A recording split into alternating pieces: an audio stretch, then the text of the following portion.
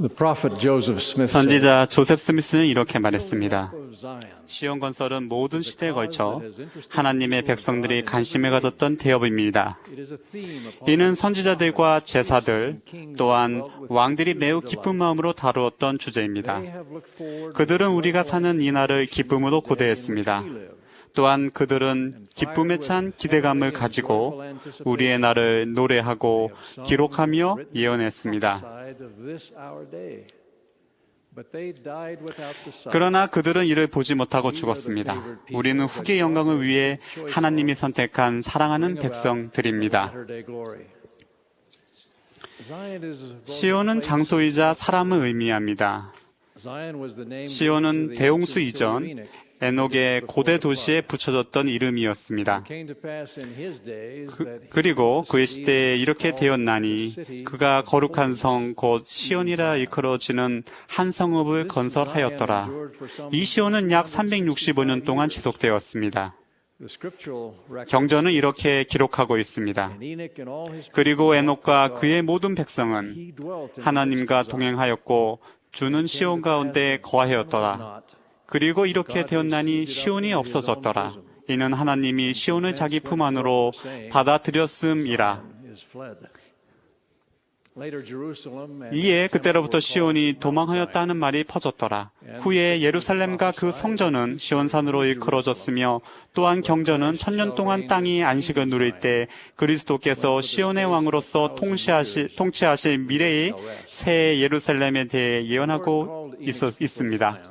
주님은 에녹 백성들에 대해 그들이 한마음 한뜻이 되어 의롭게 거하며 그들 가운데 가난한 자가 없었으므로 그들을 시온이라 일컬었습니다. 다른 곳에서 주님은 시온은 이것이니 마음이 청결한 자라고 말씀하셨습니다. 시온의 반대이자 적수는 바벨론입니다. 바벨론 시는 원래 바벨탑의 바벨이었으며 나중에 바빌로니아 제국의 수도가 되었습니다. 바벨론의 주요 건축물은 우상 숭배와 연관된 성적 도착으로 주어진 수치라는 의미로 구약의 선지자들이 언급한 우상인 벨 또는 바알 신전이었습니다.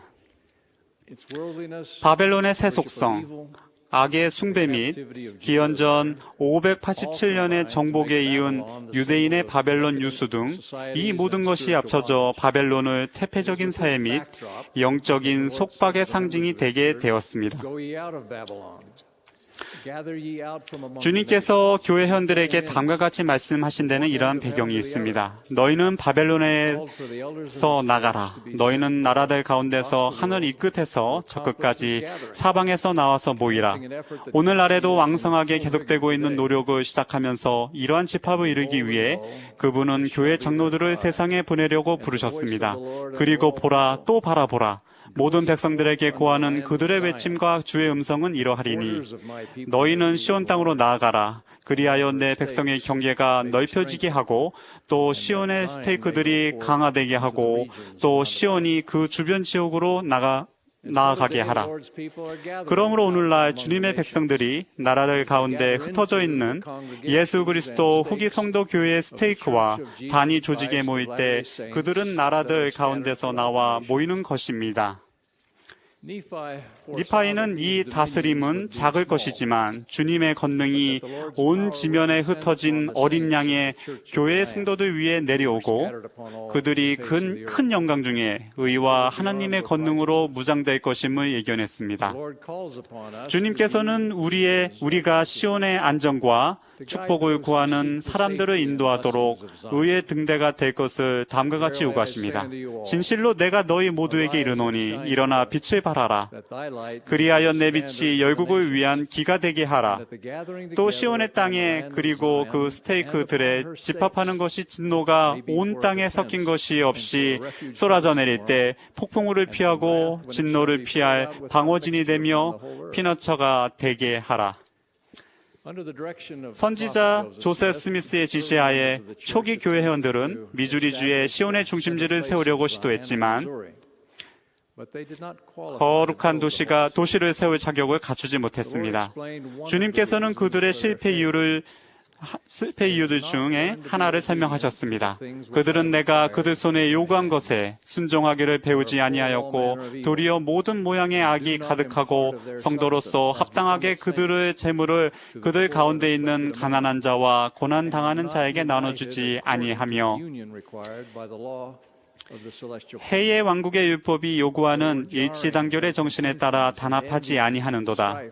그들 가운데 알력과 다툼과 시기와 싸움과 유욕과 탐욕이 있었느니라. 그러므로 이러한 일로 그들이 자신들의 기업을 더럽혔느니라. 그러나 이러한 초기 성도들을 너무 가혹하게 판단하기보다 우리는 더 잘하고 있는지 우리 자신을 먼저 살펴봐야 합니다. 시온은 시온 백성들의 인격, 속성 및 충실 때문에 시온입니다. 이를 기억하십시오. 그들이 한마음 한뜻이 되어 의롭게 거하며 그들 가운데 가난한 자가 없었으므로 주가 그의 백성을 시온이라 불렀더라. 만약 우리가 우리의 가정과 지부와 와드와 스테이크에서 시온의 대업을 향해 나아가려면 이러한 표준에 응해야 합니다. 첫째, 한마음 한뜻으로 단합하고, 둘째, 개인적으로나 전체적으로 거룩한 백성이 되며, 셋째, 우리 가운데 가난을 없앨 수 있을 정도로 가난하고 궁핍한 자들을 돌보는 것이 필수적입니다. 우리는 시온이 올 때까지 이러한 일들이 일어나는 것을 미룰 수 없습니다. 왜냐하면 시온은 이러한 일들이 일어날 때만 올 것이기 때문입니다. 우리가 시온이 번성하기 위해 필수적인 단합을 고려해 볼 때 우리는 알력, 다툼, 시기, 싸움을 극복했는지 질문해 봐야 합니다. 우리는 개인적으로 한 백성으로서 싸움과 다툼에서 자유로우며 해의 왕국의 율법이 요구하는 일치단결의 정신에 따라 단합되어 있습니까? 서로에 대한 용서는 이러한 단합의 필수적입니다. 예수께서 이렇게 말씀하셨습니다. 나 주는 내가 용서할 자를 용서하려니와 너희에게는 모든 사람을 용서할 것이 요구되느니라. 우리는 개인적으로 우리 삶의 중심에 구주를 모시고 그분께서 우리를 인도하도록 명하신 분들을 따를 때 한마음과 한뜻이 될 것입니다. 우리는 서로에 대한 사랑과 배려 안에서 토마스 S. 몬슨 회장님과 하나가 될 수 있습니다. 지난 4월 연차대회에서 몬슨 회장님은 교회에서 멀어진 분들과 우리 모두에게 이렇게 말씀하셨습니다. 개인의 양심이라는 성역 안에는 옛 사람을 버리고 진정한 잠재력에 부합하는 사람이 되고자 하는 결의, 그 정신이 담겨 있습니다. 이러한 정신을 가지고 우리는 다시 한번 마음에서 우러나오는 권고를 드립니다. 돌아오십시오. 우리는 그리스도의 순수한 사랑으로 여러분께 손을 내밀며 여러분을 돕고 여러분을 온전한 우정 안으로 환영하고자 하는 우리의 소망을 전합니다. 심령이 상한 분들 또는 힘들어하고 두려워하는 분들에게는 우리가 여러분을 북돋우고 여러분의 마음을 기쁘게 하며 두려움을 잠재울 기회를 달라고 말씀드립니다. 올해 7월 말에 동유럽의 여러 나라에서 온 독신 성인들이 한 대회를 위해 헝가리 부다페스트 외곽에 모였습니다. 이 그룹 가운데에는 여권과 비자를 받는데 며칠을 보내고 이곳에 오기 위해 버스로 30시간 이상을 여행한 몰도바에서 온 20명의 젊은 남녀들이 있었습니다. 대회 프로그램은 약 15개의 워크숍으로 구성되었습니다. 각 사람은 자신이 가장 참여하고 싶은 2개 혹은 3개의 워크숍을 선택해야 했습니다. 자신의 관심에 전적으로 초점을 맞추기보다 이 몰도바에서 온 독신 성인들은 적어도 그들 그룹 중에 한 사람은 각 워크숍에 참석하여 그 내용을 자세하게 기록할 수 있도록 함께 모여 계획했습니다. 그런 다음 그들은 그들이 배운 것들을 서로 나누고 또한 참여하지 못한 몰도바의 독신 성인들과 나중에 공유하기를 원했습니다. 이것은 가장 간단한 방식으로 다시 시온이 돌아올 서로를 향한 우리의 단합과 사랑애를 보여주고 있습니다. 시온을 건설하기 위해 이루어야 할 일의 많은 부분은 마음이 청결한 자가 되려는 우리의 개인적인 노력에 있습니다. 시온은 해외 왕국의 율법의 원칙에 의하지 아니고서는 세워질 수 없나니 그렇지 아니하면 나 주는 시온을 내게로 받아들일 수 없느니라. 물론 해외 왕국의 율법은 우리가 항상 구주를 기억한다는 것과 순종, 희생, 헌신 및 충성에 대한 우리의 맹세를 포함하는 복음의 율법과 성약들입니다. 구주께서는 일부 초기 성도들의 유혹 때문에 그들에 대해 비판적이셨습니다. 이들은 TV, 영화, 인터넷, 아이팟이 없는 세상에서 살던 사람들이었습니다. 성적인 동영상과 음악으로 가득 찬 세상에서 우리는 유혹과 이와 관련된 악에서 자유롭습니까? 정숙한 복장의 한도를 훨씬 넘거나 외설물의 부도덕 행위에 빠지기보다 우리는 의에 굶주리고 목말라 해야 합니다.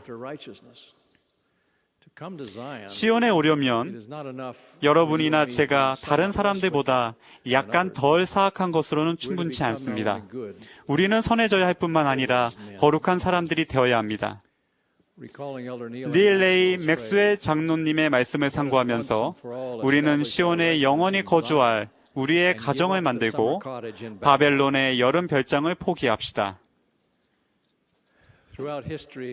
역사를 통해 보면 주께서는 가난한 사람들을 얼마나 잘 돌보았는지로 그 사회와 개인들을 평가하셨습니다. 주님은 이렇게 말씀하셨습니다. 무릇 땅은 충만하고 거기에는 충분하여 남는 것이 있나니 그러하도다. 내가 모든 것을 준비하고 사람의 자녀에게 능력을 주어 자기 스스로의 선택 의지를 행사하는 자가 되게 하였느니라. 그러므로 어느 사람이 내가 만든 풍성한 것을 취하고 나의 복음의 법에 따라 자기 몫을 가난한 자와 궁핍한 자에게 나눠주지 아니하면 그는 약한 자와 더불어 지옥에서 고통 중에 자기 눈을 들어보리라. 게다가 그분은 이렇게 선언하십니다. 현세적인 일에 있어서 너희는 평등하게 되어야 하나니 이를 마지못해 하지 말라. 그렇지 아니하면 영의 풍성한 나타내심은 보류되리라.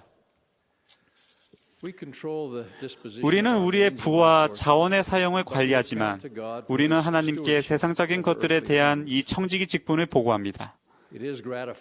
여러분이 금식 헌금과 인도주의 프로젝트에 공헌함으로써 여러분의 관용을 입증해 보이는 것은 기분 좋은 일입니다. 몇 년 동안 수만 명의 고통이 완화되었으며 셀 수 없이 많은 사람들이 성도들의 관용으로 자립할 수 있었습니다. 그럼에도 불구하고 우리가 시온의 대업을 추구함에 따라 우리 각자는 기도하는 마음으로 우리가 해야 하는 것을 그리고 가난한 자와 궁핍한 자에 대해 주님께서 우리가 하기를 기대하고 있는 모든 것을 하고 있는지 생각해 봐야 합니다. 우리 중 많은 사람들이 소유물과 쾌락을 숭배하는 사회에서 사는 가운데 우리는 이 세상의 것들을 좀 더 많이 얻고자 하는 탐욕과 욕심으로부터 초연한지 자문해 봐야 합니다. 물질주의는 바벨론을 구분짓는 우상숭배와 교만 중 하나의 증거일 뿐입니다. 어쩌면 우리는 우리의 필요사항이 충족되는 것으로 만족해야 하는 것을 배울 수 있습니다. 사도 바울은 디모데에게 경건의 이익의 방도로 생각하는 백성들에 대해 경고했습니다. 그는 이렇게 말했습니다. 우리가 세상에 아무것도 가지고 온 곳이 없음에 또한 아무것도 가지고 가지 못하리니 우리가 먹을 것과 입을 것이 있은즉 족한 줄로 알 것이니라. 세상의 많은 곳에서 우리는 경제적으로 불안정한 시대에 접어들고 있습니다. 우리가 할 수 있는 최선을 다해 서로를 돌보도록 합시다. 저는 1975년 사이공을 탈출하여 유타주 프로보에서 조그만 이동식 집에서 살게 된 어느 베트남 가족의 이야기를 기억합니다. 그 피난민 가족의 한 청남이 근처에 대가족을 이루며 사는 존슨 형제의 가정복음 교사 동반자가 되었습니다. 그 소녀는 다음과 같이 말했습니다. 어느 날 존슨 형제님은 우리 가족이 식탁이 없음을 알아차렸습니다. 그는 다음 날 좀 이상해 보이지만 아주 실용적이면서 부엌 싱크대 맞은편 트레일러 벽에 잘 맞는 탁자를 가지고 나타났습니다. 저는 그 탁자 다리 중 2개는 탁자 상판과 매우 잘 맞지만 다른 2개는 맞지 않았기 때문에 좀 이상하다는 생각했습니다. 또한 몇 개의 작은 나무 못들이 낡은 표면의 한쪽 끝에 튀어나와 있었습니다. 곧 우리는 이 특이한 탁자를 음식 준비와 간단한 식사들을 위해 매일 사용했습니다. 우리는 가족 식사만큼은 이전처럼 진짜 베트남식으로 마루에 앉아서 했습니다. 어느 날 저녁, 저는 가정복음 교육 약속 전에 존슨 형제님을 기다리는 동안 그의 집 현관 안쪽에 서 있었습니다. 저를 깜짝에 놀라게 했던 것은 부엌 근처에 놓여있던 저의 가족에게 주었던 것과 똑같은 탁자였습니다. 차이가 있다면 우리 탁자는 나무못이 있다는 것이고 존슨 형제님의 탁자는 구멍들이 있었다는 것입니다. 저는 그때 이 자비심 많은 분이 우리의 필요사항을 보고 그의 식탁을 반으로 잘라서 각각을 위해 2개의 새로운 다리를 만들었다는 것을 깨달았습니다. 존슨 가족에게 이 조그만 가구가 맞을 수 없다는 것은 분명했습니다. 아마 그 탁자 전체를 사용했을 때도 그 가족에는 탁자에 둘러앉기에 충분히 않았을 것입니다. 이 친절한 행위는 제 전생애 동안 진정으로 주는 것이 무엇인지 강하게 상기시켜 주었습니다. 우리는 당연히 회복을 기뻐하지만 회복은 시온이 우리 가운데 현실이 될 때까지 완성되지 않을 것입니다. 선지자 조셉 스미스는 이렇게 말했습니다. 우리는 시온 건설을 우리의 가장 위대한 목표로 가져야 합니다. 새 예루살렘인 시온이 일어서는 위대한 날을 준비하기 위해 우리의 가정과 스테이크에서 단합과 경건과 사랑으로 시온을 세우도록 노력합시다. 우리 찬송가에는 다음과 같이 나옵니다. 애통하는 이스라엘 하나님 부르시네. 바빌론도 무너지고 모든 탓도 헐리네. 주 안에서 기뻐하라. 시온에 모두 오라. 주의 재림 가까우니 시온에 모두 오라. 시온의 왕이신 예수 그리스도에 대해 예수 그리스도의 이름으로 간증드립니다. 아멘.